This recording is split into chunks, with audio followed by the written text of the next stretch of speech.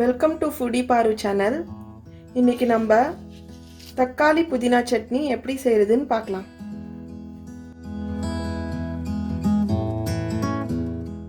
இப்போ ஒரு பேன்ல 3 table spoon அளவுக்கு எண்ணெய் ஊத்திக்கலாம். நல்லா சூடாகட்டும். இப்போ இதுல 1 டீஸ்பூன் கடலைப்பருப்பு, 1 டீஸ்பூன் உளுத்தம் பருப்பு, 1 டீஸ்பூன் ஜீரகம், 1/2 டீஸ்பூன் மல்லி, ஒரு 1/4 டீஸ்பூன் அளவுக்கு வெந்தயம், 4 வரமிளகாய் போட்டு நல்லா ஃப்ரை பண்ணிக்கலாம்.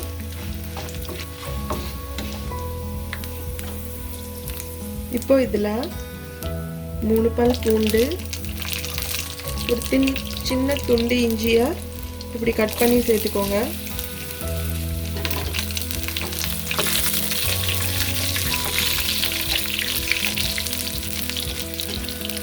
இப்போ இதில் ஒரு வெங்காயம்,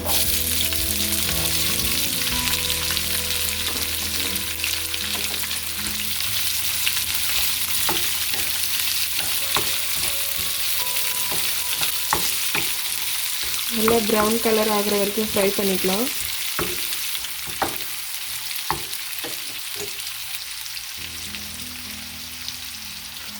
ஒரு தக்காளி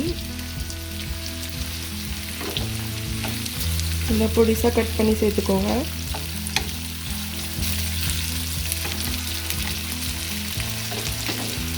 ஒரு சின்ன துண்டு புளி சேர்த்துக்கலாம்.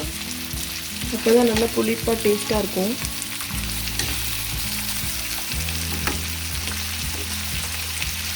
இப்போ இது ஒரு 5 மினிட்ஸ் வேகட்டும், மூடி வச்சிடலாம்.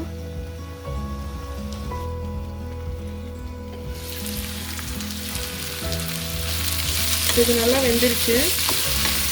இப்போ இதில் புதினா சேர்த்துக்கலாம். நான் ஒரு 1/2 கட் புதினாவை இந்த மாதிரி வாஷ் பண்ணி சேர்த்துக்கிறேன்.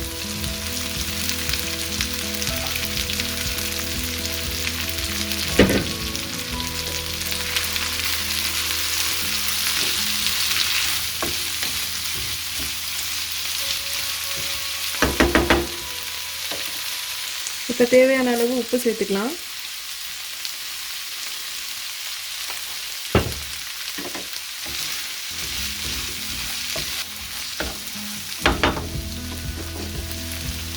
இப்போ கொஞ்சமாக தண்ணி சேர்த்து ஒரு 5 மினிட்ஸ் வேக விடலாம்.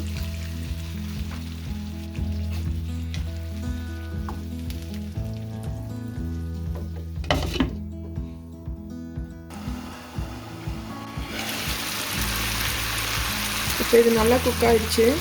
இது ஒரு 5 மினிட்ஸ் ஆற விடலாம். அப்புறம் நம்ம கிரைண்ட் பண்ணி எடுத்துடலாம். இப்போ இதை மிக்ஸி ஜாரில் மாற்றிட்டேன். நல்லா ஆறிடுச்சு. இதை இப்போ நம்ம அரைச்சி எடுத்துக்கலாம்.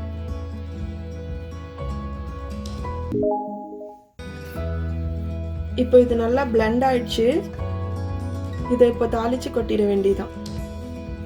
இப்போ தாளிக்கிறதுக்கு கொஞ்சமாக எண்ணெயில் கடுகு நல்லா பொரிஞ்ச உடனே கொஞ்சோண்டு உளுத்தம் பருப்பு,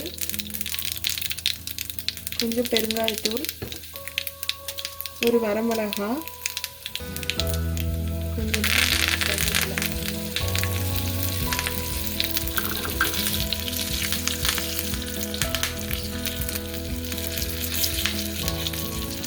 நல்லா தாளிச்சிட்டு சட்னி மேலே ஊற்றிடலாம். அவ்வளோதான். இப்போ புதினா சட்னி ரெடி ஆகிடுச்சு.